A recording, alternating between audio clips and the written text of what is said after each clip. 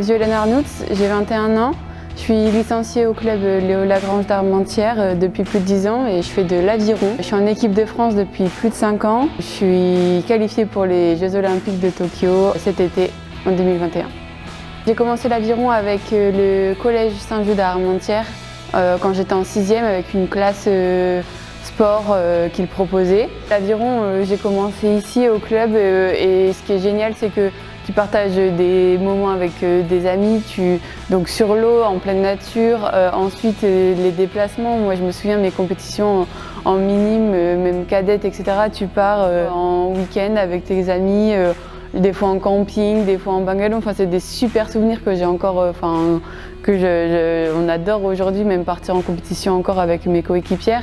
Et donc, c'est des super moments que tu viens partager au club. Donc, c'est toujours de très bons souvenirs et je t'encourage à venir au club essayer. On a participé au championnat de France, on était du coup minime et on a fait une médaille donc à 4 au championnat de France et c'était trop cool, on était vraiment super contentes. Et de là, on a continué et puis voilà, année après année, j'ai eu le goût de la compétition, du haut niveau, de vouloir aller toujours plus vite et voilà, j'en suis là. L'aviron en compétition, c'est simple, c'est une course en ligne. Donc tout le monde est aligné sur une ligne. Il faut aller du point A, de la ligne jusqu'à la ligne d'arrivée le plus vite possible. Donc les distances, c'est 2 km. À partir de senior, avant, quand on était plus jeune, c'était 1000 ou 1500 mètres. Mais là, ça fait au moins 6 ou 7 ans que je cours sur 2 km. Donc 2000 mètres à parcourir le plus vite possible en ligne, dans des lignes d'eau, comme dans une grande piscine en fait, sur 2 km. Je suis spécialisée en 4 de couple, c'est le bateau qu'on a qualifié pour les Jeux de Tokyo. Après, on fait aussi pas mal de courses en individuel, surtout l'hiver, pour monter son niveau individuel avant de passer en bateau collectif. Donc je fais du bateau individuel et du 4 du coup. Je suis spécialisée dans la couple, donc c'est-à-dire que j'ai toujours une pelle dans chaque main et je rame comme ça, plus symétrique, alors que la pointe on est sur un côté, donc il y a toujours quelqu'un derrière nous qui rame de l'autre côté en fait. Je m'entraîne entre 10 et 12 fois par semaine, 2 fois par jour et on a 2-3 après-midi de repos. Je suis en école de commerce à distance, donc à Grenoble, école de management. Puis tout en e-learning, ça s'appelle à distance, donc tout en visio et c'est un programme vraiment adapté aux sportifs de haut niveau. C'est impossible de suivre un rythme d'une classe étudiante, c'est impossible. En stage, là, en année olympique, on était en déplacement 2 semaines par mois quasiment, donc ça veut dire rattraper 2 semaines c'est impossible. Du coup 2 charges, une charge de travail et une charge d'études, donc une charge de travail d'entraînement je veux dire et une charge d'études.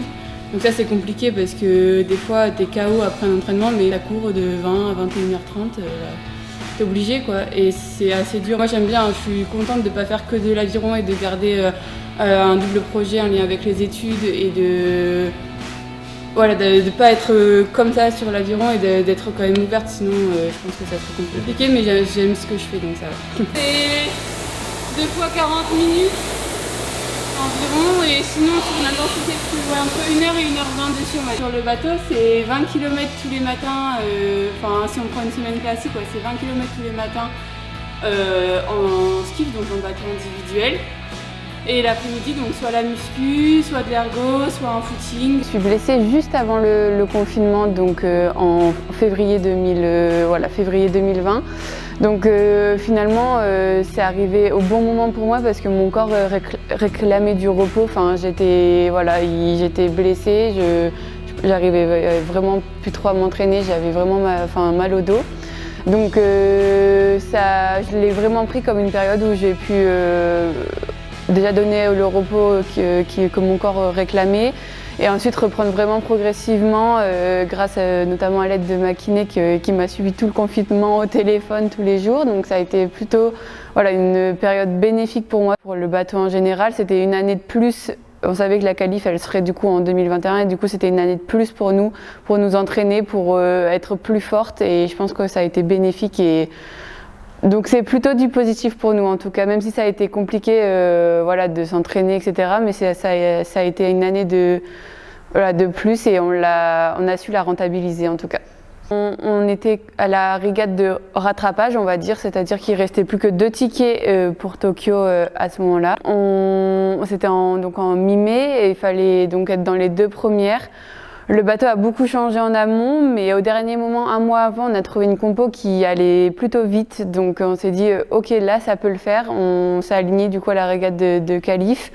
Et on a fait des bons parcours vraiment complets. Et on termine 2e, donc on gagne notre ticket à 2 secondes de la gagne et 2 secondes derrière, en mettant les 3e derrière. Donc c'était bien serré. Au dernier 500 mètres, on est encore 3e.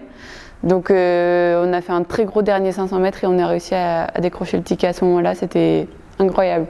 Participer aux Jeux de Tokyo à 21 ans, c'est génial, surtout qu'on est parti de loin avec le bateau. C'est un bateau jeune qu'on construit depuis 3-4 ans et voilà, qui a connu des moments difficiles. Donc là, ça concrétise vraiment beaucoup de travail engendré ensemble et voilà, beaucoup d'entraînement.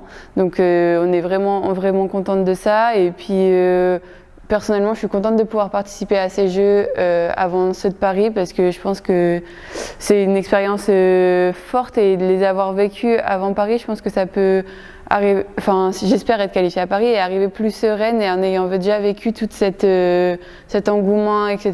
Et donc voilà. Et puis aller à l'autre bout du monde aussi, c'est quand même incroyable. On est 12 rameurs quand même à représenter la France à Tokyo.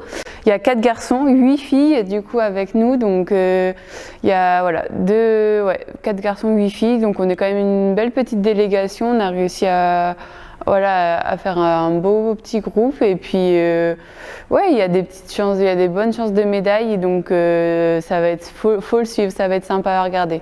Les Chinoises là qui ont dominé la scène internationale là sur les 2 dernières coupes du monde, elles sont vraiment impressionnantes, donc ça va être un gros bateau. Ensuite c'est hyper serré. Là encore, il y a une semaine, c'était la Coupe du Monde.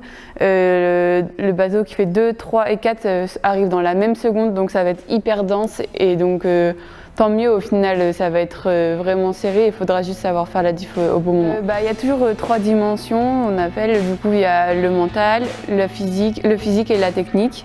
Donc c'est 3 trucs hyper complémentaires et à la limite pas une plus importante que l'autre, c'est voilà. Du coup le physique, la technique, c'est ce qu'on travaille vraiment tous les jours à l'entraînement, on va dire au niveau de la coordination, surtout à 4, etc. Les automatismes, parce qu'en course tu as le temps de réfléchir à rien et il faut que ça soit vraiment automatique, tu n'as plus le temps de penser, quoi.